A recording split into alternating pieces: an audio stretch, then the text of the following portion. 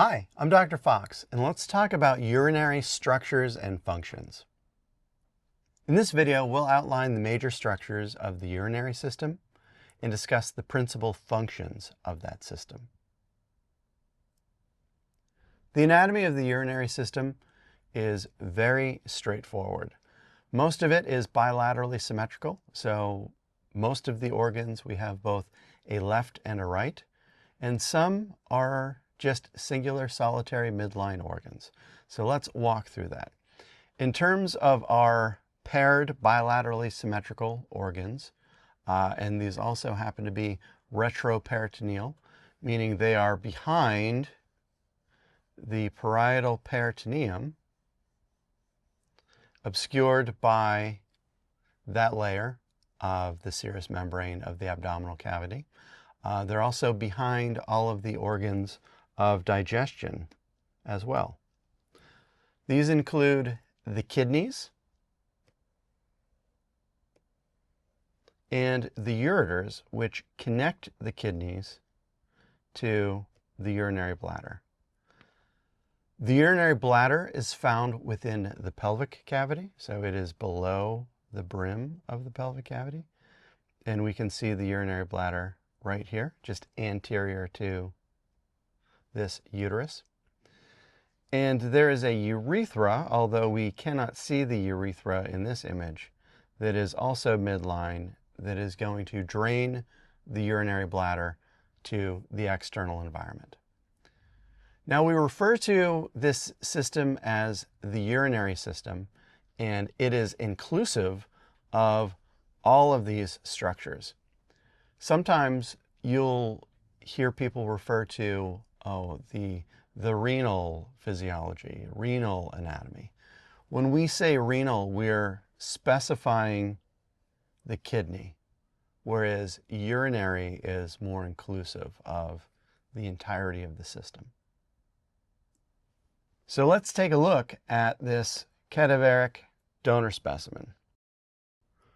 So here we're looking at the donor, and we can scroll out ever so much to give us context.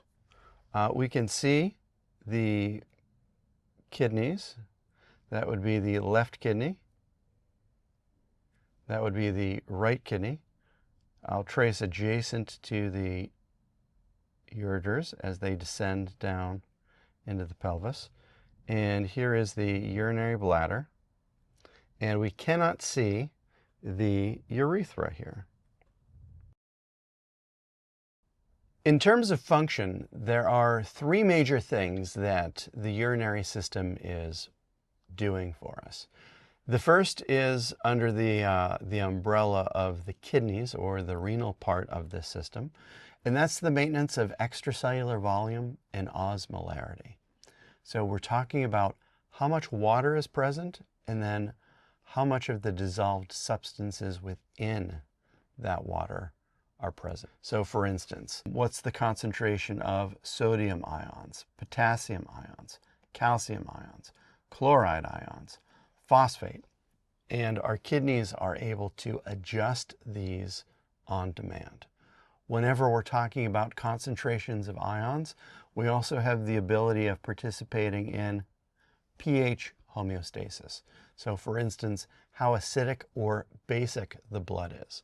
So we've talked about the carbonic acid bicarbonate ion buffering system. Well, if conditions are too acidic, we have the ability of secreting protons from the blood into the urine. And we also have the ability under those conditions to conserve bicarbonate ions so as to help with that pH homeostasis.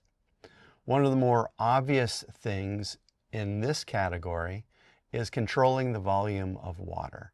So your kidneys, as dynamic filters of the blood, may choose to secrete or conserve more or less water depending on conditions. Your kidneys are also a part of the regulation of glucose homeostasis.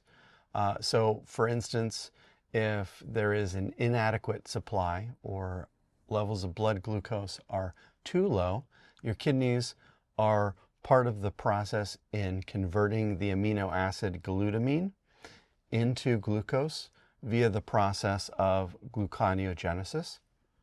Or if blood glucose levels are too high, your kidneys may choose to excrete the glucose into the urine.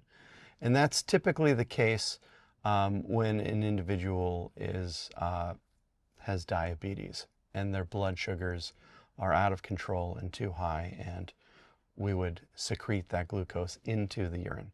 But under typical conditions, the renal clearance of glucose is 0 because that's conserved. As part of this too, the urinary system is important in both excretion and endocrine, as we can see. So excretion, your tissues of the body are metabolically active. They break down substances catabolically. We have wastes, urea, ammonia-rich compounds that need to be excreted, and your urinary system is capable of excreting these. Also bioactive substances, so drugs, pharmacological substances that are in abundance in your body, as they are metabolized and broken down, or even the portions of these substances that are not fully metabolized can be excreted via the urinary system. In terms of control, or as organs of the endocrine system, there are 3 major hormones that your kidneys can help to contribute to help regulate various substances within the body. The first of which that we'll discuss is that of calcitriol. Calcitriol is an activated form of vitamin D, and it's a hormone that's secreted by cells surrounding the proximal convoluted tubules. And when calcitriol is secreted into the bloodstream, that helps to increase the level of blood calcium by helping move calcium into the body across the gut wall, and also saving it from being excreted in the urine in the nephrons themselves. Another hormone that's secreted by the kidneys is erythropoietin, or EPO. We discussed this in the context of the cardiovascular system. So these are secreted by peritubular cells, and when EPO is secreted, that begins the process of erythropoiesis, or the production of erythrocytes, or red blood cells. So this is a way in which we can increase our hematocrit. And this process typically takes between 10 to 14 days in total. And then finally, we have renin. Renin is secreted by cells of the juxtaglomerular apparatus. So that's near the distal convoluted tubule and the glomerulus of the kidney. And when renin is secreted, that begins what is known as the RAA pathway.